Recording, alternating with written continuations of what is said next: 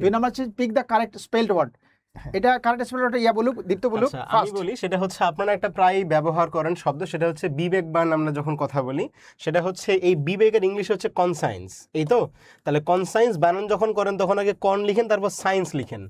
এখন যখন আমি বিবেকবান কথা বলতেছি তখন অ্যাজেক্টিভে চলে যায়, তার মানে কনসাইনশাস এই টাইপের কথা, এই তো। তাহলে সেক্ষেত্রে যদি আমরা উচ্চারণ করি তাহলে এই দেখেন কন, তারপর দেখেন সেন, তারপর হচ্ছে শাস। এটা উচ্চারণ কিন্তু সাস বা শিয়াস না, তিনটা ভাগ আছে, এই হ্যাঁ, কন কন একটা, তারপরে সান একটা, সায়েন্সের সাইন্ট একটা, আর হচ্ছে এটা তো কমন। হ্যাঁ শাস। আর এটা সায়েন্সের এটাও কিন্তু কমন। অর্থাৎ স্পেলিং ক্ষেত্রে আমি বারবার বলছিলাম যে আমরা যদি এটা ভাগ ভাগ করে নেই তাহলে স্পেলিং সহজ। এবং হচ্ছে আমাদের 49টার মধ্যে যারা ছিলেন তাদেরকে বারবার একটা কথা বলছিলাম, সেটা হচ্ছে যখন কারেক্ট স্পেলিং পড়বেন তখন স্যার খাতায় লিখে পড়বেন, এতে আমাদের মনে থাকে বেশি। আর একটা সিনোনিম স্যার একটু যদি অনুমতি দেন তাহলে বলে দিই।